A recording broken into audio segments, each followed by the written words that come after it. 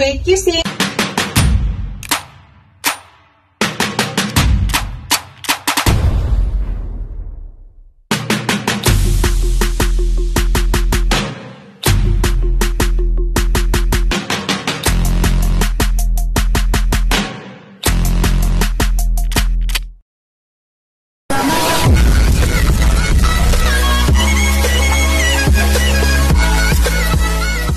Guys, today's video guys ay magluluto po ako ng crab and shrimp.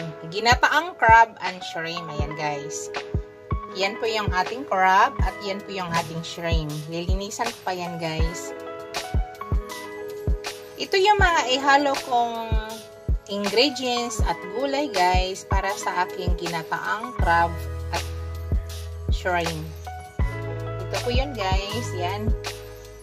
Maglagay po ako ng kalabasa. Actually guys, hindi po natin yan uubusin na. Marami po yan. Kalabasa at saka sitaw. Yan po yung ilalagay natin na gulay guys para sa ating ginataang crab at saka shrimp. Yan, gagamit din ako mamaya guys ng siling haba, ginger, onion at saka garlic. Yan guys. Syempre guys, kasi ginataan yung menu natin, hindi mawawala yung niyog. Ayan. Yan po yung ating niyog guys. Mamaya ay tatatasan ko pa yan. Unang gawin ko guys ay i-prepare ko muna lahat ito. Tapos mag-start na po tayo pagluto. Mamaya guys, gagamit tayo ng panglasa ha. Gagamit tayo ng asin. Gagamit tayo ng pangpalasa. Mamaya guys sa ating pagluluto.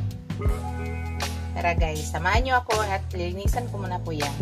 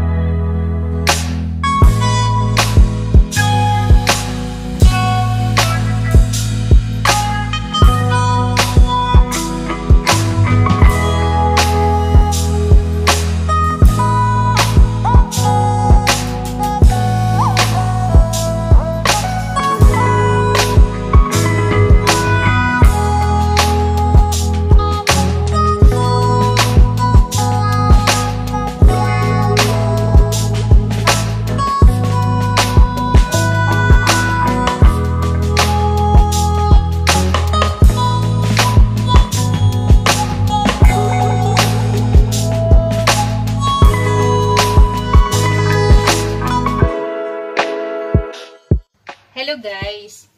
Tapos ko na nagayat ang ating mga gulay at nalinis ko na ang ating crab at saka yung ating shrimp. At nagayat ko na rin yung ating mga ingredients. Sa ngayon guys, unang step ko gagawin bago tayo mag-proceed sa paggagata natin ay ang ginagawa ko po in my own version is yung crab at saka yung shrimp ay pina-steam ko muna using a little bit of water. Tapos konting asin. I-steam ko lang siya guys na mga at least mga 5 minutes, 5 to 6 minutes. Then mag-proceed na tayo dun sa cooking natin. Yan. Lagay ko muna sila lahat dito guys. Tapos maglagay lang ako ng a little bit of konting tubig. At saka a little bit of asin. Sama-sama lang siya guys. Tapos takpan na lang natin yan. Tapos i-steam natin ng mga 5 to 6 minutes.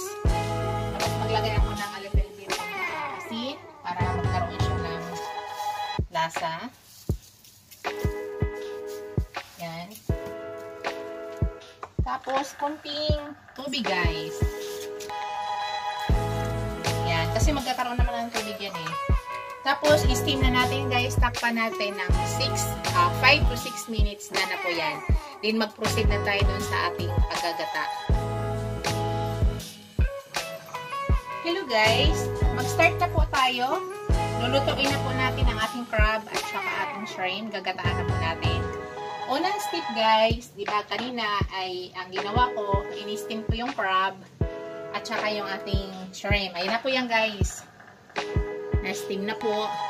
Ang ginawa ko sa crab guys ay hinati ko. Gusto ko kasi pumasok yung gata dyan. Yan yung reason guys kung bakit ko siya hinahati. Ayaw ko yung di ba makapaling shell ng crab. Gusto ko pumasok ang mga lasa dyan sa loob kaya po hinati ko siya. Yan po yung ating shrimp. Yan. So yun na po yan guys. Tapos mayroong naiwan kaunting sauce niya guys. Hindi ko siya tinapon kasi andito lahat ng ang lasa. Yan. So mamaya gamitin natin yan guys. Yan po yung naiwan na pinagstiman ko ng crab at saka shrimp. Hindi ko po siya itapon. Isama po natin mamaya. Let's go guys. Nakainit na po ako ng pan. Yan. Unang gawin ko guys. Maglagay na ako ng konting oil.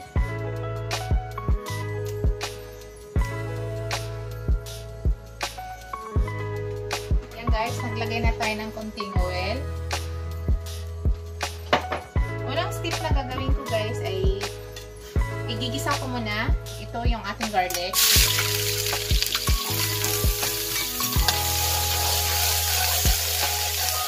Para lumabas yung ating niya guys.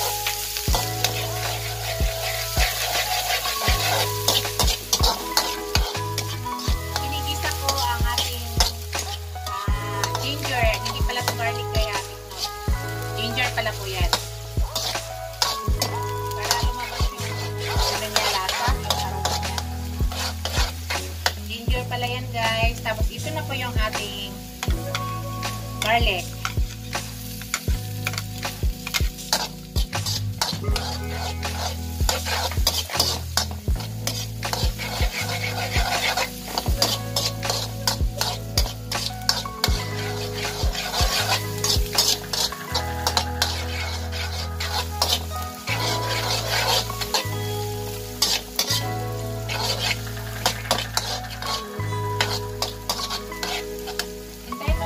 Golden brown yan guys.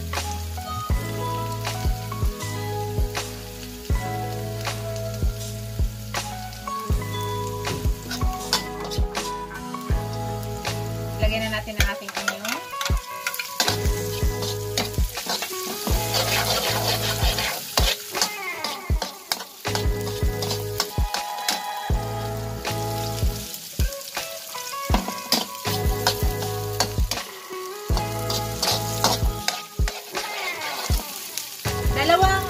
Dalawang nyug yung gamit ko guys. Yung tag 35 pesos. Diba guys, pag ako'y nagluluto ng crab at saka shrimp na ngayong gata, walang halong gulay, ay kakang gata lang po yung nilalagay ko. Ngayon guys, iba na po tayo ngayon. Iba yung gawin natin. Dahil mayroong gulay. So, ang ginagawa ko, hindi siya puro katanggata. May halong tubig po. Kaya ako po yung nagkatas ng gata. Hindi po siya puro katanggata lang. So, ngayon guys, ilalagay ko ng ating kalabasa. Ikita ko kasabit guys. Inuuna ko po yung kalabasa dahil matigas yan guys. Mas malaki ng pagka-slice ko, makapal. Makapal po yung pagka-slice ko. Ibig lang ito natin. Pangit ng kamay ko guys, so hindi pa rin natanggal. Yung pagbuto ko, yung bumuto kahapon, tagal nawala. Pero malinis yan guys. Hindi ko pala napakita sa inyo guys, gagali tayo ng siling habaka.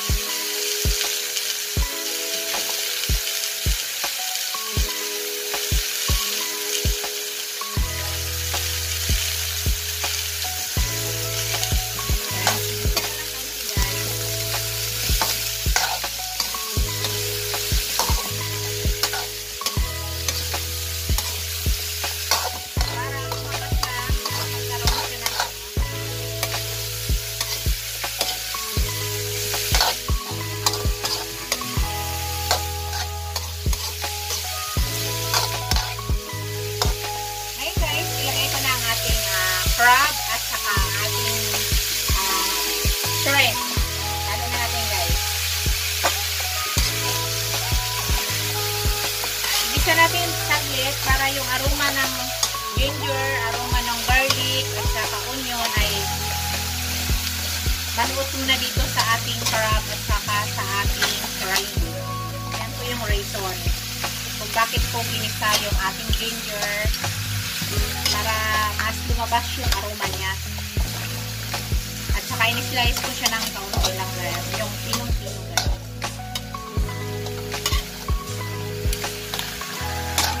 Actually guys, mataba yung crab. Ayan, nakita nyo. Ayan. Mataba po.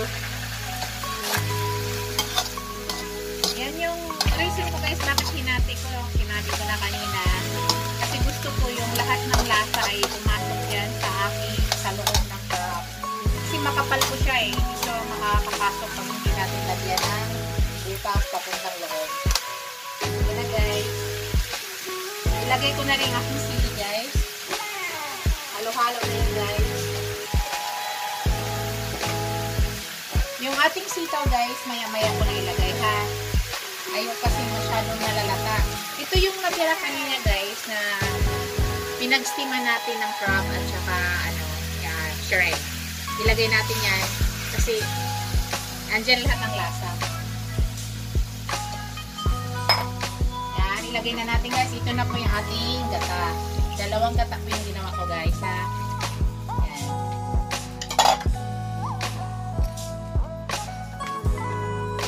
Dalawang gata po yung gagawin natin.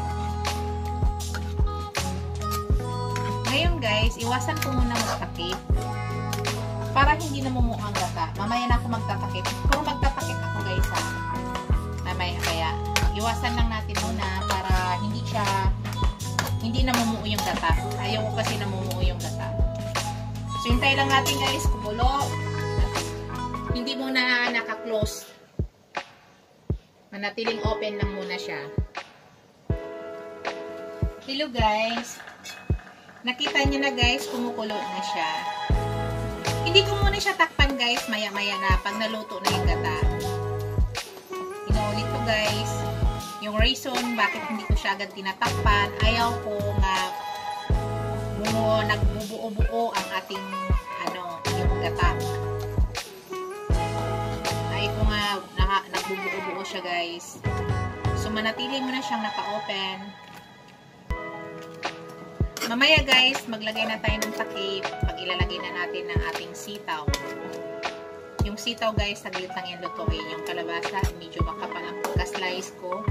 Kaya medyo matagal yan.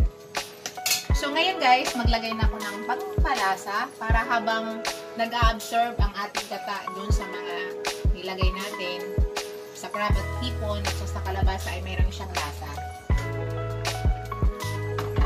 Guys, maglagay ako ng patis.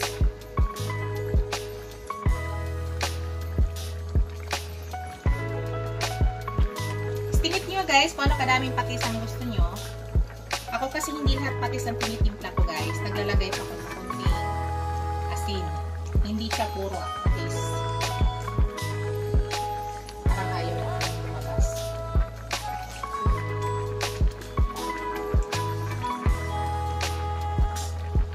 Yan. Tapos maglagay ako ng a little bit of asin.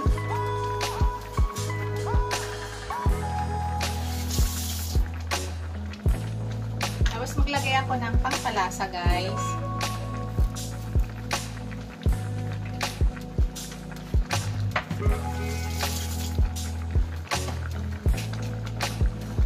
Tapos maglagay ako ng ground black pepper. Pumili kami sa pepper guys.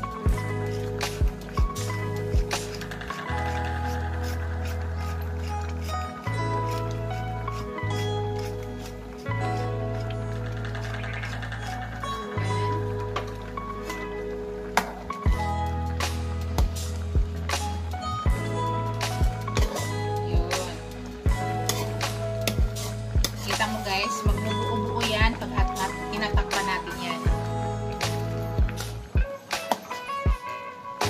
Kailangan maluto natin yung gata. Maluto siya ng tama guys para masarap. Yan yung technique sa ginataan. Kailangan talaga naluluto yung gata.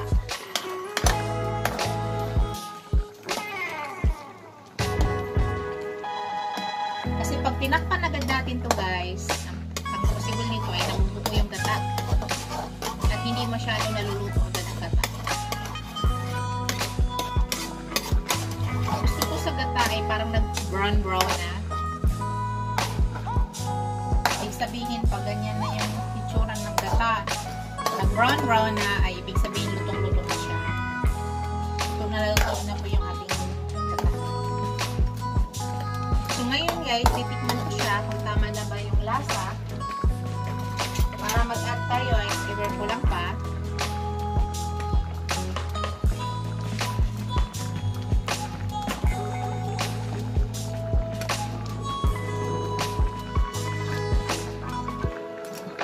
Sarap na guys. Nakulangan ako ng pepper guys. Maglagay ako ng pepper ha.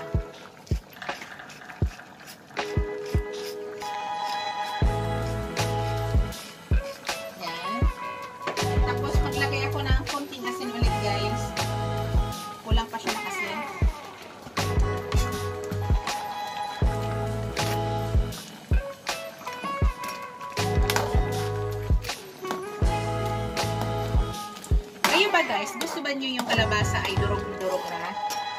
Durog na talaga siya. Parang durog na dito sa gata. Ako, mas gusto ko yan guys. Nga, ang kalabasa ay lutong-lutok na talaga dyan. Parang nagkukulay na. Namimix na yung kulay dito sa gata yung ating kalabasa.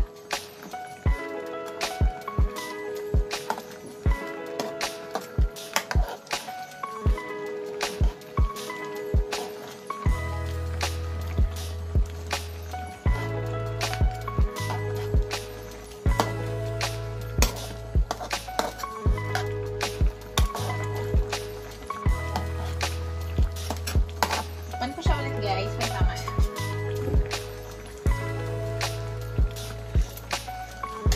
Tama na guys. Kuha na yung lasa. Kuha na yung panimpla. Tamang-tama na. Kita nyo yung gata guys. Yan. Pag yan ay tinakpan natin, bubula-bula yan guys. At namumuo.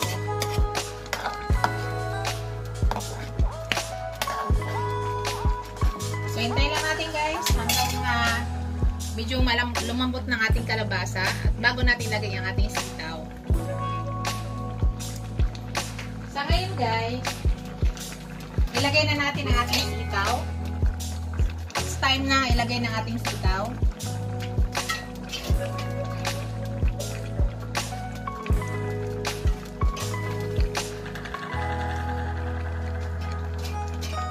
Tapos takpan ko lang siya saglit guys ha. Para maganda ang pagkaluto ng ating sitaw. Takpan lang natin. So mga 2 minutes guys, check natin. Yan guys, after 2 minutes, check na natin guys. Kasi madali lang maluto yung ating sitaw. Yan.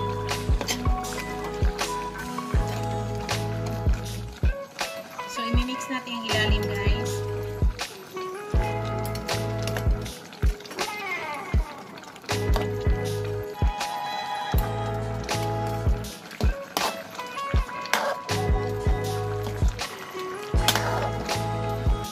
Yan na yung gusto ko sa gata guys. Kita nyo yung gata guys. Kahit nagtakip tayo, hindi na siya namuo. Kasi pinaluto muna natin yung gata bago natin siya tinakpan ng saglit lang. Diba? Pero tingnan nyo guys, naluluto po yung kalabasa dyan. Ang reason kung bakit hindi siya tinakpan, bukod dun sa namumuo yung gata, para mag-absorb agad yung ating gata. Hindi siya nagtutubig.